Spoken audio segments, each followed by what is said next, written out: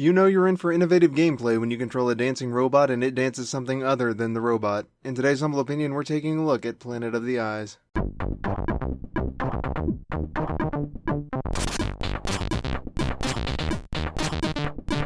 In a previous video, I've said that I generally try to keep review videos about the game in question, and for the most part refrain from comparing it to other similar games, but I realize now that this shouldn't always be the case. Because game design is being increasingly interpreted as an art, especially on the indie side of things, we have to handle it with the same mindset as we handle other art forms. The truth of the matter is that designers are going to find inspiration from other game designers and derive their own works from it, much like Sir Arthur Conan Doyle's Sherlock Holmes was inspired by Edgar Allan Poe's Auguste Dupin. In order to review games with more intelligence and appreciation for the medium, sometimes we've got to draw the similarities between inspiration and the inspired. This is notably the case for Planet of the Eyes, which is an atmospheric side-scrolling puzzle platformer developed and published by Coco Cucumber that seems to be particularly influenced by Playdead's Limbo. It's not a direct translation, obviously, as Planet of the Eyes seems to be more science fiction and less Nightmare Purgatory, but the central elements that the two share are going to be the main attraction for an audience. Basically, what I'm trying to say is that all of this pretentious build-up is to allow me to say if you like Limbo, you're probably going to like Planet of the Eyes while seeming knowledgeable and not at all contradictory. The game opens with your spaceship careening to an unidentified planet down below. I have my suspicion that it's the Planet of the Eyes, but maybe that's just me.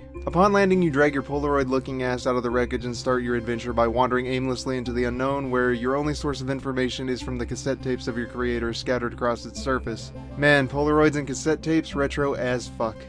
I can't say much more about the story, both because that's for you to discover, but also because it's one of those vague, mysterious stories that isn't exactly set in a clearly defined way, so any more mentions might ruin both the experience and your own interpretation of the events. Everything else is incredibly similar to Limbo, from the challenging physics-based puzzle to the nefarious timing puzzles to the holy shit, what the fuck is that? No, no, no, no! There are also those long segments between puzzles that are just you traversing the landscape and taking in the scenery to capitalize on that lonesome yet all-filled feeling that comes with the extraordinary environment around you. For the most part, Planet of the Eyes pulls everything off pretty well, though there were a few parts where I solved a puzzle by accident because I was either too curious and found the solution before I encountered the actual problem, or because I tried the solution once, it didn't work, so I tried finding another solution when the first for some reason suddenly triggered. This isn't really a good thing when it comes to puzzles. I feel like the obstacle should be presented first and the solution should follow afterwards with exploration and thought. Naturally, that can be a bit difficult considering the presentation of the world and how you move about it.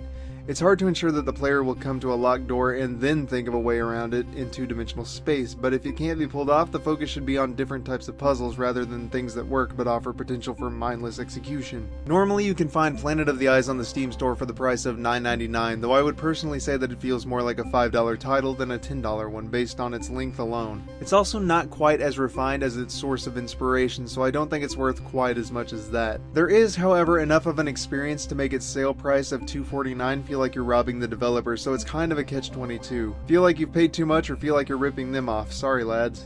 Gameplay for this title earns an 8 out of 10 for its excellent atmosphere and ability to keep you hooked on progress via tantalizing mystery for the duration of the game. It's not perfect, with a couple of puzzles that just weren't worth their addition, but the majority of the games are filled with challenges that fully utilize its obscure alien world to have you figure something out. It also unfortunately comes with the stigma of being the game that you'll enjoy if you like Limbo.